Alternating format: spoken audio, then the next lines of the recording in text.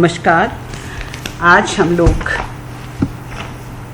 राजस्थान की अर्थव्यवस्था के अंतर्गत प्राकृतिक संसाधनों के बारे में चर्चा कर रहे हैं। प्राकृतिक संसाधनों में हम सर्वप्रथम भूमि के बारे में आज बातचीत करेंगे, उस पर प्रकाश डालेंगे। किसी भी राज्य के आर्थिक विकास पर उसके प्राकृतिक साधनों की मात्रा का प्रभाव पड़ता है। जिस भी राज्य में प्राकृतिक संसाधनों की मात्रा अधिक होती है, वहाँ आर्थिक विकास शीघ्र होता है, जबकि प्राकृतिक साधन कम होने पर आर्थिक विकास की दर धीमी रहती है। राजस्थान में प्राकृतिक संसाधनों के समर्पण में प्रकृति कुछ कृपण रही है। अर्थात कृपण का मतलब प्राकृतिक संसाधन राजस्थान में कम रहे हैं। राजस्थान के हिस्से में भारत के कुल भूभाग का 10.4% तथा जनसंख्या का 5.5% भाग है, जबकि जल संसाधनों का केवल 1% भाग ही राजस्थान में है, जो ये बताता है कि राजस्थान में जल संसाधन काफ़ी कम हैं। वन और शक्ति साधनों के दृष्टिकोण से भी राजस्थान की स्थिति दयनीय है, लेकिन दूसरी तरफ राजस्थान खनिज संपदा और पशु संपदा की दृष्टि से काफ़ी संपन्न है। तो आज हम लोग सबसे पहले भूमि के बारे में बताते हैं। राजस्थान में भूमि का उपयोग। राजस्थान में रिपोर्टिंग क्षेत्र लगभग 3,42,70,000 हेक्टेयर है, जिसमें शुद्ध कृषि क्षेत्र 49.5% है। अर्थात कुल भूमि में करीब 50% भाग शुद्ध कृषि क्षेत्र है। शुद्ध कृषि क्षेत्र एक फसल के आधार पर जोता बोया क्षेत्र होता है। बंजर व अकृषित भू क्षेत्र लगभग 6.7% तथा कृषि योग्य व्यर्थ भूमि 13% है। कुल प्रति भूमि का क्षेत्र लगभग 12% है। वनों के अंतर्गत रिपोर्टिंग क्षेत्र 8% है। राज्य में कृषि योग्य व्यर्थ भूमि लगभग 13% है, जो काफ़ी अधिक है। इस भूमि का उपयोग करके निश्चित रूप से राज्य में आय व रोजगार के अवसर बढ़ाए जा सकते हैं। तो ये मैंने आपको बताया है कि राजस्थान में कितनी भूमि है और कैसी कैसी भूमि में कृषि क्षेत्र कितना है, बंजर भूमि कितनी है, पड़ती भूमि कितनी है, ये सब चीज़ें हमने देखी है। अब हम देख रहे हैं प्राकृतिक विभाग। राजस्थान में प्राकृतिक विभाग 4 हैं। पहला है पश्चिमी रेगिस्तान, दूसरा मध्यवर्ती पहाड़ी, तीसरा पूर्वी मैदान और चौथा दक्षिणी पूर्वी पठार। हम संक्षिप्त परिचय इनका देखते हैं। सबसे पहले देखिए पश्चिमी रेगिस्तान। थार का रेगिस्तान, जो अरावली पहाड़ियों के उत्तर पश्चिमी ढाल के 480 से 608 किलोमीटर तक फैला हुआ है। इसके अंतर्गत 12 जिले आते हैं। जिलों का नाम है जैसलमेर, बीकानेर, चूरू, नागौर, हनुमानगढ़, गंगानगर, पाली, सीकर, झुंझुनू, बाड़मेर, जोधपुर तथा जालौर। इस भाग में पानी का अभाव है तथा वर्षा का जो वार्षिक औसत है वो भी 15 से 20 इंच ही है। थार का यह रेगिस्तान राज्य के लगभग 1.88 लाख वर्ग किलोमीटर में फैला हुआ है। इस क्षेत्र में राजस्थान का कुल क्षेत्रफल का लगभग 60% भाग है और कुल जनसंख्या की 40% पॉपुलेशन यहाँ निवास करती है। नेक्स्ट है मध्यवर्ती पहाड़ी क्षेत्र। इस क्षेत्र में राजस्थान के मध्य अरावली की पहाड़ियों की लगभग 692 किलोमीटर लंबी श्रृंखलाएं हैं। यह श्रृंखलाएं उत्तर पूर्व में सिरोही से खेतड़ी तथा दिल्ली तक फैली हुई है। इस भाग में सिरोही का पूर्वी भाग, उदयपुर, चित्तौड़गढ़, डूंगरपुर, बांसवाड़ा, पाली तथा अजमेर जिले आते हैं। इसके अंतर्गत कुल क्षेत्रफल का 9% भाग है तथा लगभग 17% पॉपुलेशन यहाँ निवास करती है। नेक्स्ट है पूर्वी मैदान। इसके 2 भाग हैं। पहला है बनास घाटी का मैदान इसके अंतर्गत अलवर, भरतपुर, जयपुर, सवाई माधोपुर, टोंक, सीकर, पूर्वी मैदान,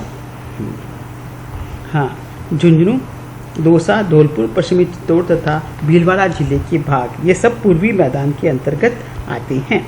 ये भाग काफ़ी उपजाऊ एवं हरा भरा है। दूसरा है माही घाट का मैदान। इस भाग में उदयपुर जिले का दक्षिणी पूर्वी भाग, बांसवाड़ा, दक्षिण चित्तौड़ आदि आते हैं। पूर्वी मैदान कुल क्षेत्रफल का लगभग 24% है और उसमें राजस्थान की लगभग 40% जनसंख्या निवास करती है। इस भाग में वर्षा का औसत 40 से 80 वार्षिक इंच है। पश्चिमी भाग कुछ शुष्क है जबकि पूर्वी भाग कुछ नम है।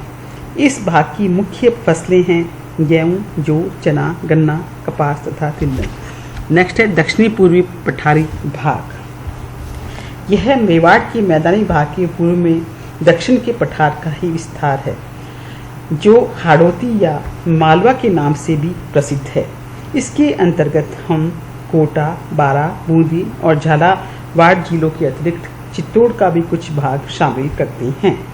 इसके अंतर्गत राजस्थान के कुल क्षेत्रफल का लगभग 9% भाग है और कुल जनसंख्या की लगभग 13% जनसंख्या इसके अंतर्गत निवास करती हैं।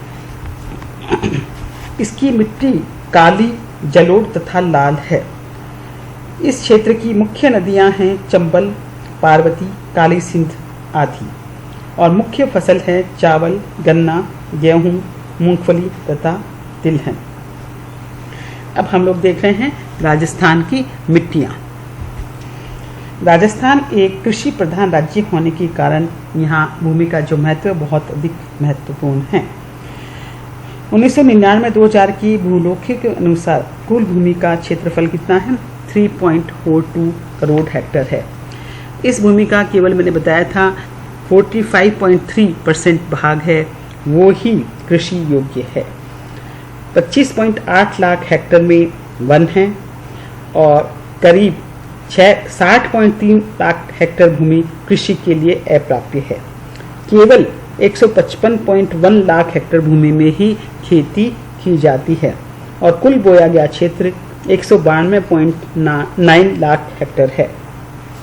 भूमि साधनों का उपयोग मिट्टी की बनावट पर निर्भर करता है। राजस्थान की मिट्टियाँ मुख्य रूप से 7 प्रकार की हैं। सबसे पहले देखिए लाल मिट्टी।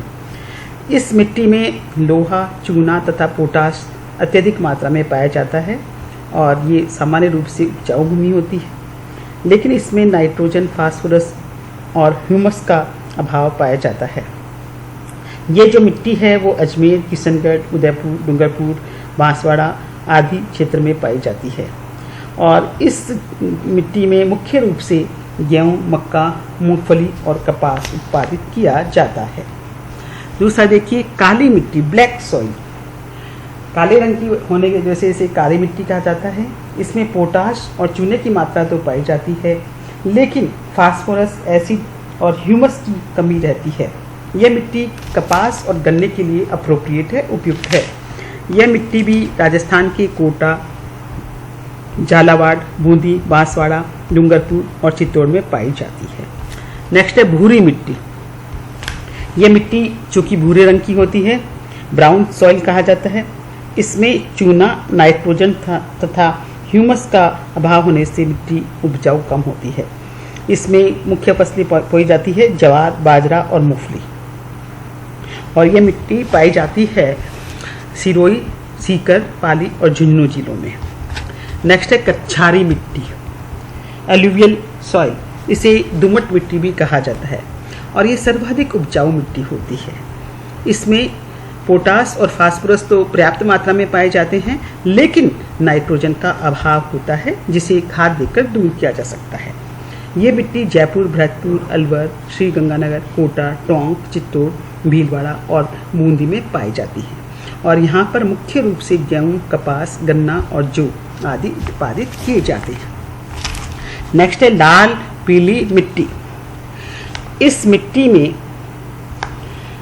लाल और पीली मिट्टी का मिश्रण होता है और ये बहुत कम उपजाऊ होती है।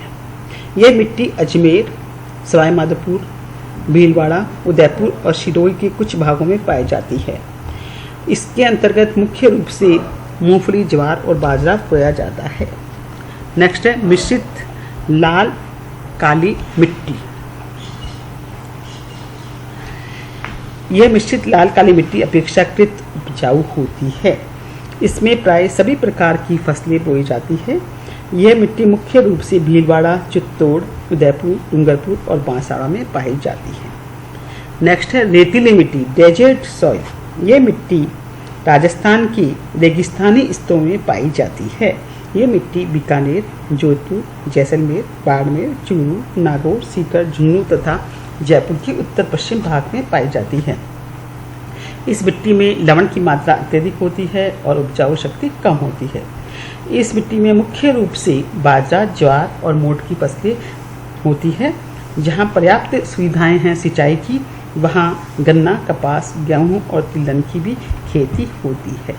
तो आज मैंने आप लोगों को बताया है राजस्थान में भूमि संसाधन की स्थिति क्या है, भूमि का उपयोग कैसे कैसे किया जाता है, और भूमि के प्राकृतिक विभाग कौन से हैं, और चौथी चीज़ हमने देखी है कि मिट्टियाँ कौन कौन से प्रकार की राजस्थान में पाई जाती हैं।